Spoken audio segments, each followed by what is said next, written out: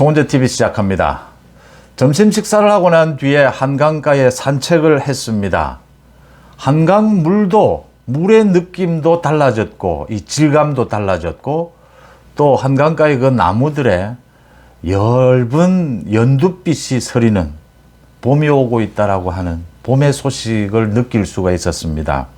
참 돌아보면 많은 일들이 제대로 돌아가지 않습니다.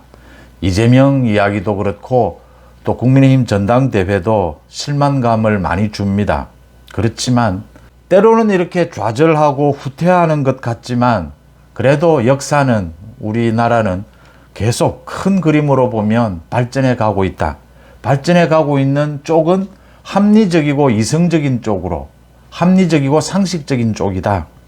많은 사람들이 당장 기분으로는 내키지 않지만 또 자신에게 당장 이익이 되지는 않지만 합리적이고 상식적인 것으로 방향을 맞추었을 때, 우리 사회가 발전해 갈 때 결국은 자신에게도 이익이 된다라고 하는 부분들을, 이 공감대가 형성이 되면서 방향을 잡고 있다. 윤석열 정부가 많은 부분들을 바로잡는 일들을 하고 있다라고 하는 느낌, 봄이 오는 소식과 함께 그런 생각을 했습니다.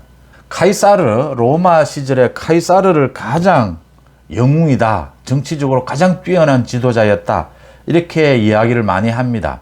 정복 이런 부분에 있어서는 징기스칸이나 나폴레옹을 따라가지 못하겠지만 카이사르는 자신의 정치, 권력을 차지하려고 하는 이 행동과 로마라고 하는 그 국가가 어디로 가야 하는가, 이게 일치가 되었다라고 하는 것이죠. 자신의 권력을 쟁취하려고 하는 그 개인적인 욕망과 국가가 가고자 하는 것이 일치가 되었다.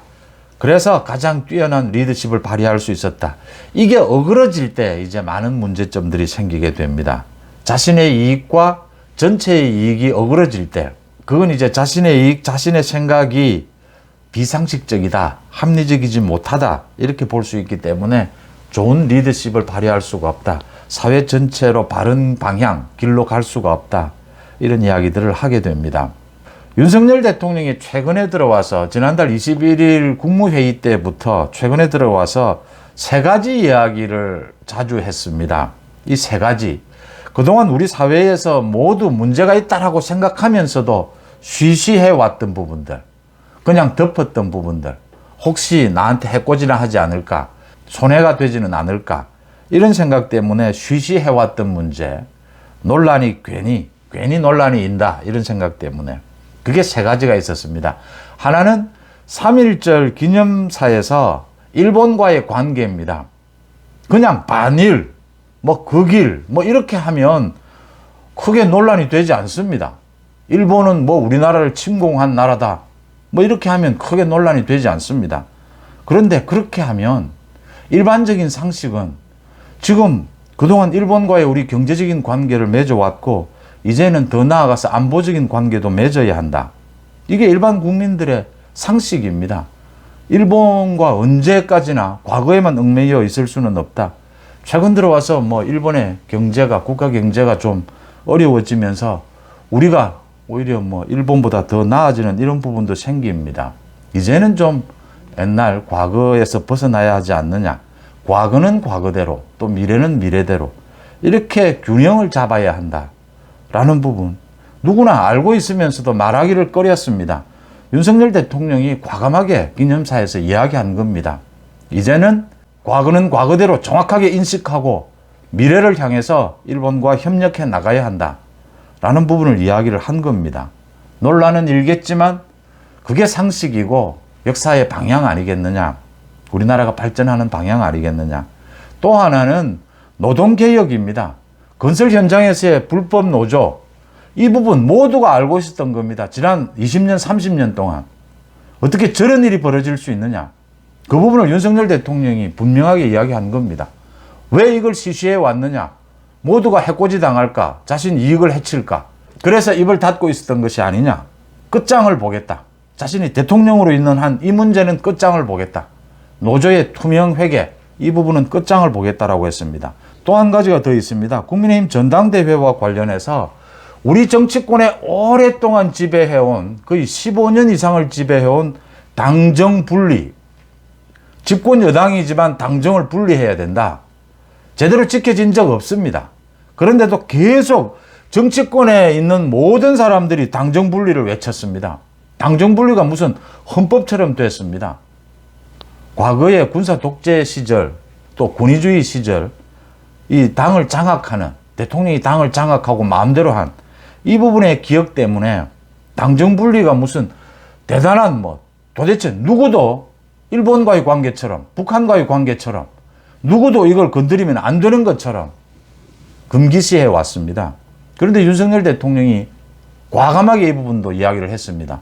당정 분리도 필요할 때가 있고 필요하겠지만 당정 일체, 당정 융합도 필요한 것이 아니냐. 이 발언이 가져다 줄 정치권의 그 후폭풍을 계산하지 못했어가 아닙니다.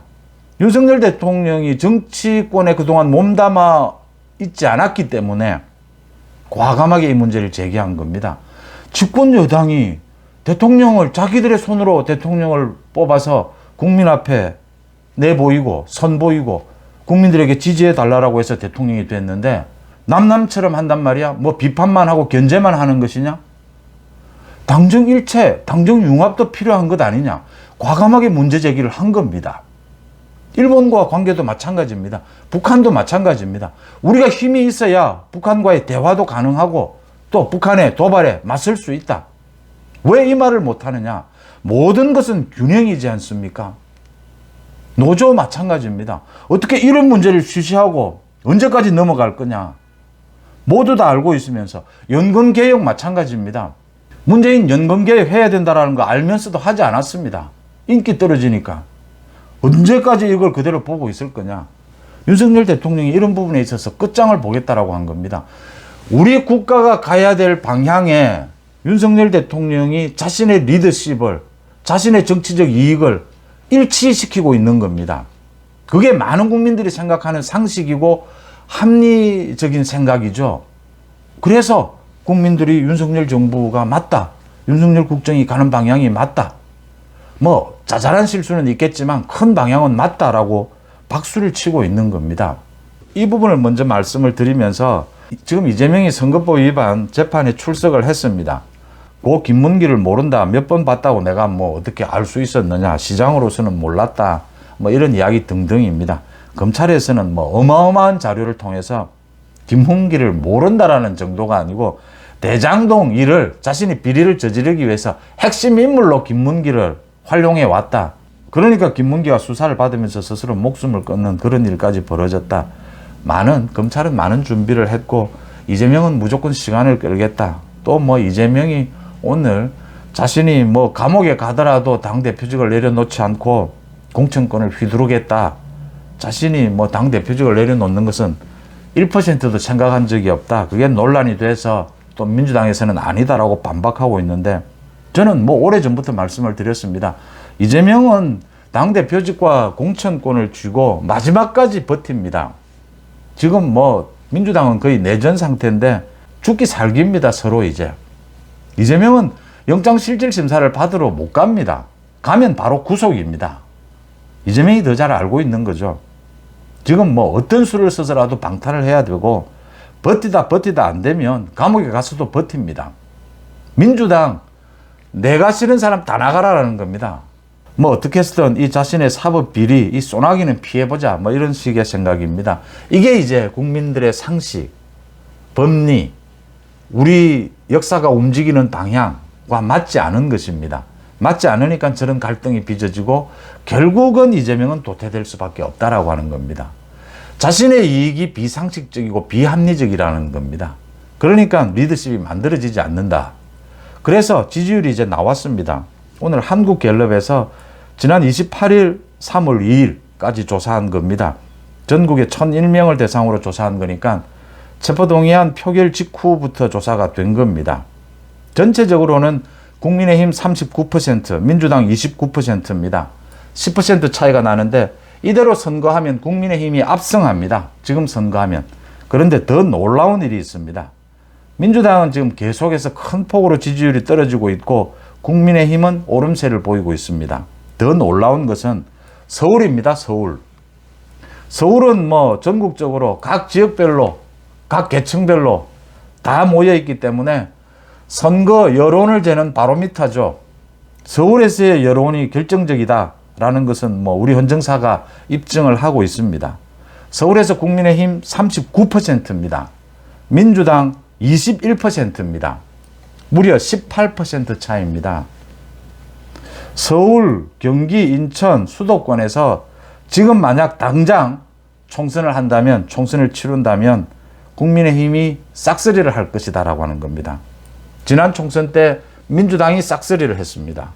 이번에는 국민의힘이 싹쓸이를 할 것이다 라고 하는 겁니다. 18%가 차이가 나면 민주당 지금 현역 의원들은 모두 죽습니다. 이재명은 감옥에 가서라도 당대표직과 공천권을 내려놓지 않습니다. 이대로라면 민주당 의원들 지금 현재 169명, 그 가운데 100명 넘게는 모두 죽습니다. 공천 받지도 못하고 선거에 나와도 모두 다 떨어집니다. 뭘 망설이느냐? 개딸들이 그렇게 두렵습니까? 노사모를 받고 대깨문을 받는데 그게 그렇게 두렵습니까? 지금 노사모 대깨문 뭐 거론하는 사람 없지 않습니까? 굉장했죠, 노사모 대깨문. 지금 개딸들 뭐 민주당 쪽에서 무슨 짓이든 할 수 있다라는 식으로 설치는데 그게 쓰러지고 사라지는 것도 모두 참 허무할 정도가 될 것이다. 그런 것들을 노사모 대깨문 뭐 이런 것을 보면 알 수가 있습니다. 지지율의 이 격차는 어마어마한 격차다. 21%. 제가 언제나 말씀을 드렸습니다. 20% 초반이 되면, 민주당의 지지율이 20% 초반이 되면 민주당이 뒤집어질 것이다. 장래 대통령감을 묻는 질문에 국민의힘 지지층에서는 24%가 한동훈, 홍준표 10%, 오세훈 7% 이런 순서였습니다. 오세훈보다는 홍준표가 요즘 확실히 홍준표의 정치 감각은 홍준표가 최근에 들어서 윤석열 정부와 보조를 맞추는 이건 뭐 동물적인 감각이다 이렇게 평가할 수가 있습니다. 한동훈 장관은 여전히 지지율이 오름세입니다. 민주당에서는 이재명이 58% 뭐 압도적입니다. 지금은 뭐 이재명 이외에는 민주당에서는 거의 절반 가까이가 민주당의 권리당원이 120만 명이라고 하는데 거의 절반 가까이 지금 개딸들이 차지를 해서 이제 총선의 그 공천권까지 개딸들의 의사를 묻는 여론조사를 하겠다. 뭐 이런 식의 이재명이 자신의 방어막을 치고 있는데 이재명은 뭐 다 죽더라도 자신은 민주당 간판을 끌어안고 감옥으로 가겠다 지금 이 이야기입니다. 내가 싫은 사람은 다 나가라 이 소리입니다. 이런 이재명을 끌어내리는 방법 민주당의 현역 의원들이 잘 알고 있을 겁니다. 집단 행동으로 이제는 나서야 합니다.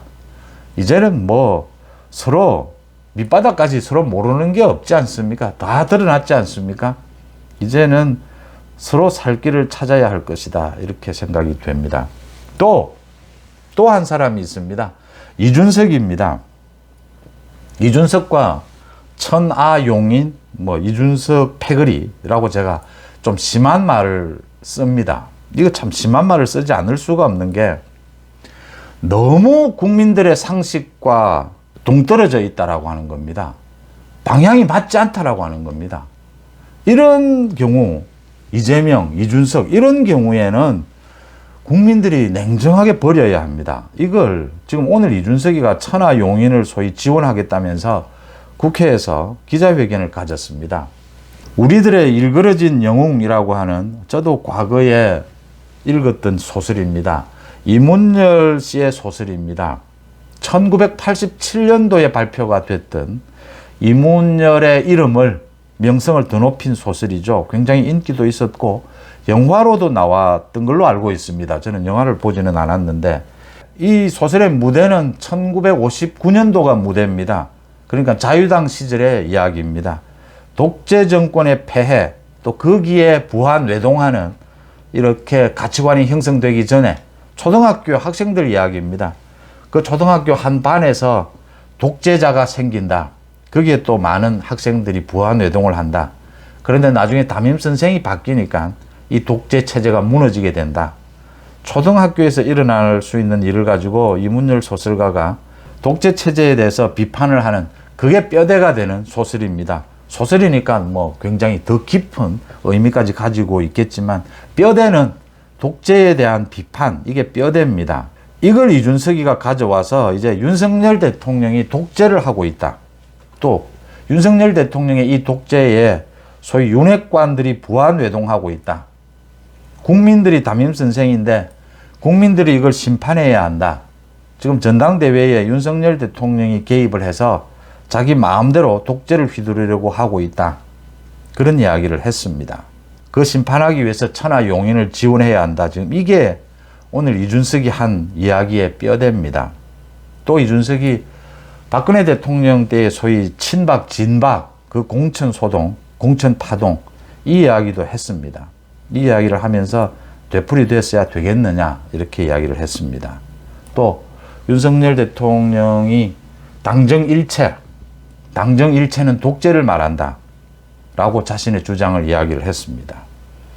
이게 얼마나 비상식적이고 유치하고 얼마나 이 시대 상황과 맞지 않는 것인가. 이 이준석이 제대로 독재, 우리 정치사, 헌정사에 대해서 기본적인 양식은 있는 것인지 되묻지 않을 수 없다라고 하는 겁니다. 그러니까 제가 보기에는 이준석과 이 이준석 패거리는 지금 지금 고등학교 공부부터 다시 해야 됩니다. 이게 지금 무슨 정치를 해서는 안 되는, 그래서 제가 오늘 오전에 이 이준석 패거리를 드러내야 국민의힘으로서는 새로운 건강한 청년 정치의 그룹 만들 수가 있다, 이 말씀을 드리는 겁니다. 이게 제대로 소양이 안 된 친구들이 이렇게 정치를 하게 되고 당 대표까지를 하는 이런 사태가 됐다. 이 지금 얘기를 보면 윤석열 대통령이 독재자라고 하는 겁니다. 그래서 친윤들이 거기에 부안외동하고 있다. 소위 정치적 수준이 낮아서. 자신과 천하용인은 우리 헌정사에 보면 민주화 운동을 하는 투사들이다, 지금 이런 구도가 되는 겁니다. 이게 제가 계속 송은재 TV에서 통해서 말씀을 드렸습니다. 윤석열 대통령이 전당대회에 개입을 했죠. 나경원, 안철수 사태가 있었을 때 윤석열 대통령이 분명한 시그널을 보냈습니다.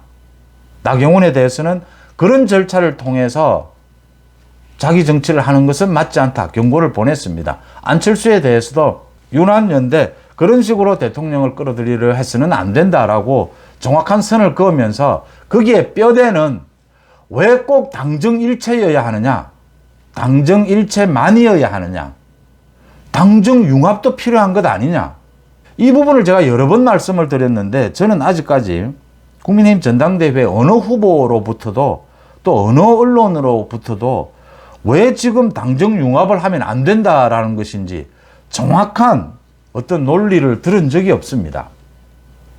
윤석열 대통령의 얘기, 메시지는 이겁니다. 40년, 50년 전에 우리 사회에도 우리 국가에도 독재가 있었다. 그래서 당정분리라는 게 생겼다면 윤석열 대통령 자신은 출발부터 철저하게 뼛속부터 민주주의자다, 자유민주주의자다.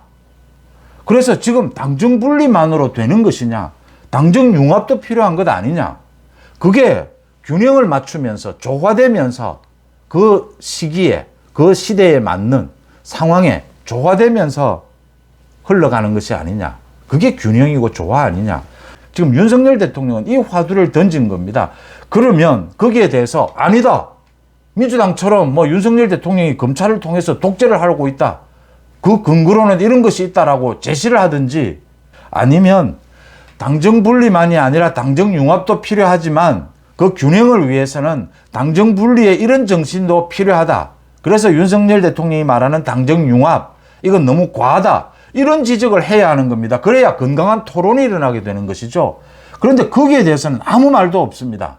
아무런 합리적인 논거를 제시하지를 못합니다. 논거를 제시하는 게 이런 식입니다. 이게 지금 이준석식입니다. 윤석열 대통령을 40년, 50년 전에 독재자라고 합니다. 독재를 할 위험성이 있다고 합니다. 그러니까 이게 지금 국민들이, 지금 많은 60대 이상의 국민 또 책임당원들은 다 알고 있지 않습니까? 독재를 거쳐서 민주정부를 거쳐서 지금은 윤석열 정부까지 와 있습니다. 지금 40년, 50년 전에 이준석이가 태어나기도 전에 일들을 이준석이가 지금 가져오는데 이게 지금 윤석열 정부와 무엇이 맞단 말이지? 무엇이 비유가 된단 말이지? 설득력이 전혀 없는 겁니다. 전혀 엉뚱한 이야기를 하는 겁니다. 책 속에서 본 이 우리들의 일그러진 영웅이라고 하는 이문열 작가의 이 소설의 상황이 뭐며 이 소설이 말하고자 하는 바가 뭔지를 전혀 모르는 겁니다. 그래서 엉뚱한 이야기를 하는 겁니다. 지금 그러니까 자다가 봉창 두드리는 소리를 하고 있는 겁니다. 이 수준이 이렇게밖에는 안 된다라고 하는 겁니다. 그러니까 이 이준석을 전혀 벗어나지 못하는 천하용인 이 친구들은 교육을 다시 시켜야 합니다. 이게 지금 이거는 도련해서 아예 다른 데서 교육을 시켜서 국민의힘이 앞으로 또 공천을 하게 될 겁니다. 총선에서. 청년들, 정말 제가 생각하는 청년들은 20대도 발탁을 해야 하고 30대도 발탁을 해야 합니다. 전문적인 지식으로 무장했거나 또는 자신만의 정치적인 훈련을 받은 친구들, 젊지만 사회운동 여러 가지 분야에 있어서, 그래서 상식에 있어서 또 역사, 우리 헌정사를 보는 눈에 있어서 어느 정도 나이에 상관없이 교육된, 이미 자질이 갖추어진 젊더라도 그런 친구들을 발탁해야 한다. 그러지 않으니까 이게 경쟁이 안 되는 겁니다. 지금 국민의힘에서 청년 정치는 모두 이준석과 이준석 패거리들로 상징되고 있습니다. 이건 청년 정치가 아닙니다. 정치의 수준에 들어오지도 못하는 고등학교 공부가 필요한 친구들입니다. 이런 친구들은 정치도 아니고 청년도 아닙니다. 청년이 아닌 이유는 지금 이 친구들이 하고 있는 공격, 이번 전당대회에서 국민의힘에 대해서 어떤 비전을 이야기하는 걸 들어보신 적이 있습니까? 윤석열 정부가 가는 방향에 대해서, 개혁의 방향, 여러 가지에 대해서 이 부분은 좀 잘못됐다, 이 부분은 고치면 더 좋지 않겠느냐, 큰 틀에서 이 3대 개혁을 추진해 나가기 위해서는 이런 부분도 필요하다, 이런 의견을 들어보신 적이 있습니까? 이런 이야기를 하는 것이 개혁이고 청년 정치죠. 그런데 전혀 엉뚱하게 남을 공격하고 비방하는데 아무런 근거가 없습니다. 윤석열 대통령을 독재자라고 합니다. 이재명도 윤석열 대통령을 독재자라고 하지는 않습니다. 검찰 독재를 하려고 하고 있다라고 합니다. 죄 지은 사람들이 언제나 하는 이야기죠. 한동훈 장관의 말처럼. 검찰 독재라고 하지 독재자라고 하지 않습니다. 이재명처럼 저렇게 다급하고 지금 사실은 제정신이 아닌 상황인데도 독재자라고는 하지 않습니다. 왜냐하면 그게 개딸들에게도 먹혀들지 않을 걸 알고 있기 때문입니다. 지금 윤석열 대통령에게, 윤석열 정부에게 40년 전, 50년 전에 독재 이야기를 하면 이게 어느 국민에게 먹혀들겠느냐라고 하는 겁니다. 그런데 이준석이 이런 식의 비유를 하고 이런 식의 공격을 합니다. 이건 교육을 시켜서 교육이 안 되면 이준석이 좋아하는 이 시험을 쳐서 낙제가 될 걸로 보입니다. 이 정치권에 나오지 못하도록 해야 합니다. 자기와 친한 언론 쪽에 나가서 떠들든지 그건 알아서 할 문제고, 오늘 5시 10분부터 채널A에서 국민의힘 당권 주자들의 마지막 토론회가 열립니다. 마지막 토론회를 보고 다시 여러분들 찾아뵙겠습니다. 제가 드리고 싶은 말씀은 우리 사회가 발전해 가는 방향, 그게 때로는 주춤거리고 좌절될 때도 있지만 전체적으로는 발전해 간다. 그 방향은 많은 국민들이 생각하는 합리와 상식이다. 윤석열 정부는 거기에 맞추고 있다. 거기에 맞추지 못하는 사람들이 이준석이나 이재명 같은 사람들이다. 왜냐하면 자신의 정치, 개인의 이익을 상식적으로, 합리적으로 만들지를 못했기 때문입니다. 그래서 국민들이 외면할 수밖에 없는 겁니다. 도태될 수밖에 없는 겁니다. 자신의 개인적인 정치적 이익 다 있죠. 그걸 국민들이 생각하는 상식에 맞춰줘야 자신의 발전, 국가 발전 일치가 될 수 있는 겁니다. 윤석열 정부는 지금 그걸 해내고 있습니다. 그걸 해내지 못하고 있는 사람은 도태치기일 수밖에 없다라고 하는 점 강조합니다. 송은재TV 마칩니다. 고맙습니다.